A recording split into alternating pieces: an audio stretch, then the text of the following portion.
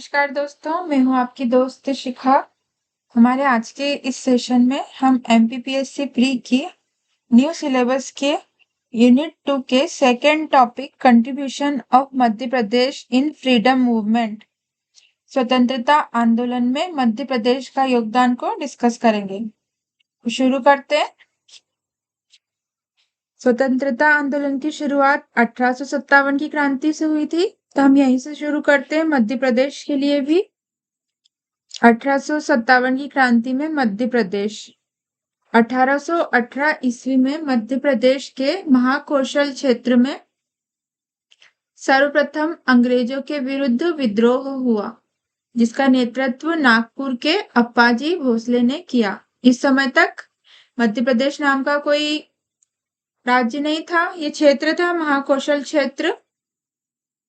और यहाँ के जो नागपुर के अप्पाजी भोसले थे, इन्होंने यहाँ से विद्रोह किया था महाकौशल क्षेत्र में। 1833 में रामगढ़ नरेश जुझारू सिंह के पुत्र देवनाथ सिंह ने अंग्रेजों के विरुद्ध युद्ध किया था। ये रामगढ़ मंडला के नरेश थे जुझारू सिंह, और इनके पुत्र देवनाथ सिंह ने अंग्रेजों के विरुद्ध युद्ध किया 1833 में। 1842 में नरसिंहपुर के जमींदार दिलहन शाह तथा हीरापुर के किरेन शाह ने अंग्रेजों के विरुद्ध विद्रोह किया। 1842 में नरसिंहपुर के जमींदार दिलहन शाह, हीरापुर के किरण शाह ने अंग्रेजों के विरुद्ध विद्रोह किया। 1857 ईस्वी के प्रथम स्वतंत्रता संग्राम के समय मध्य प्रदेश में सबसे पहले विद्रोह नीमच छावनी में 3 जून 1857 को हुआ। 1857 की क्रांति में मध्य प्रदेश में नीमच से शुरू हुआ था। ये इंपॉर्टेंट है फैक्ट दोस्तों। नीमच से शुरू हुआ और 3 जून 1857 को मध्य प्रदेश में। और कर्नल सोबर्स ने राजपूत सैनिकों की सहायता से इस विद्रोह को दबा दिया।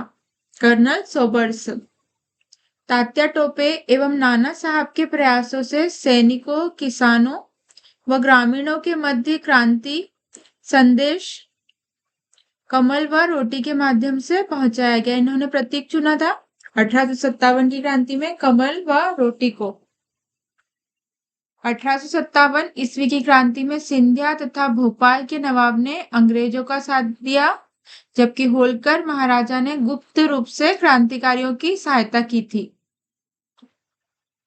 14 जून 1857 ग्वालियर के निकट मुरारी छावनी में सैनिक विद्रोह हुआ। सैनिकों ने विद्रोह कर संचार व्यवस्था को भंग कर दिया था। ये ग्वालियर के निकट मुरारी छावनी में विद्रोह हुआ था मध्य प्रदेश में, जिसमें सैनिकों ने विद्रोह कर संचार व्यवस्था को खत्म कर दिया था, भंग कर दिया था।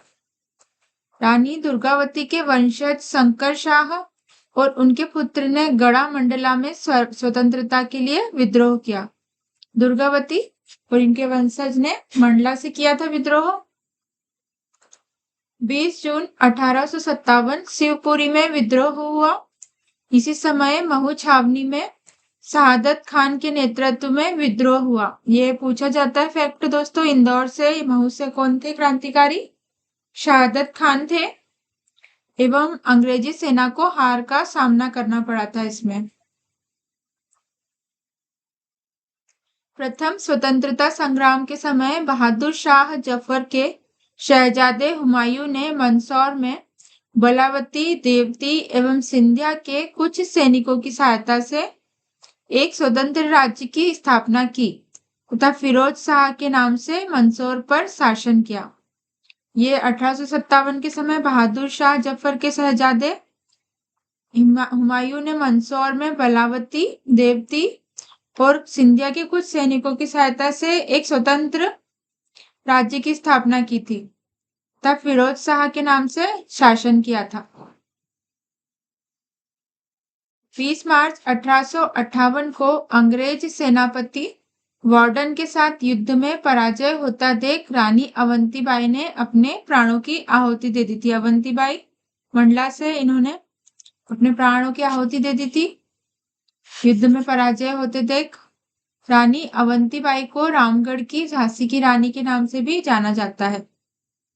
उसके बाद हम बात करें कि 1857 की क्रांति में प्रमुख विद्रोही कौन कौन थे।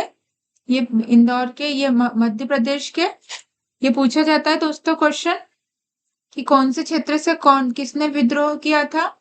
तो सागर से शेख रमजान थे, टंट्या भील थे खरगोन से, शंकर शाह गड़ा मंडला से, राजा ठाकुर प्रसाद रायपुर से, शहादत खान महू इंदौर से थे, रानी लक्ष्मीबाई झांसी ग्वालियर से थी, तात्या टोपे ने कानपुर झांसी और ग्वालियर से किया विद्रोह, भीमा नायक ने मंडलेश्वर उज्जैन से, रानी अवंतीबाई ने रामगढ़ मंडला से, झलकारी बाई ने झांसी से।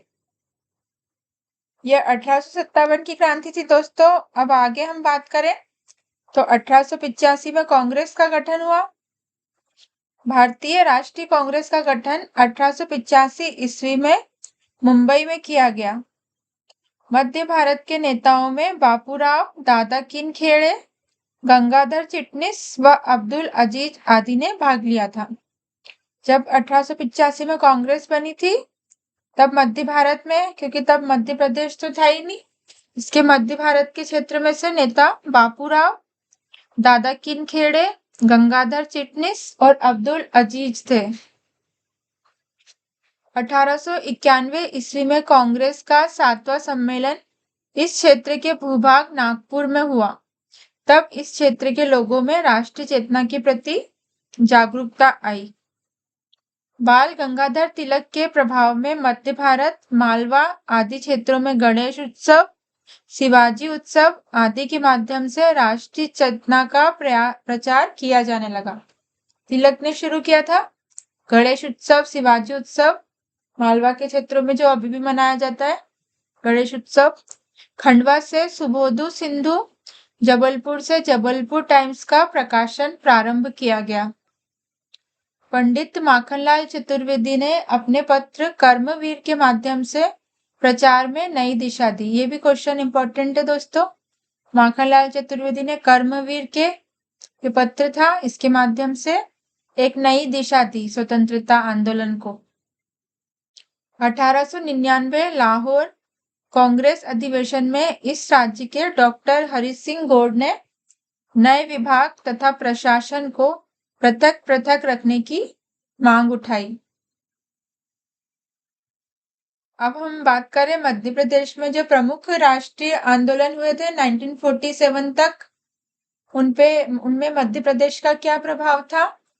तो असहयोग आंदोलन मध्य प्रदेश में 1920-21 में 2 आंदोलन, असहयोग आंदोलन और खिलाफत आंदोलन साथ साथ प्रारंभ हुए।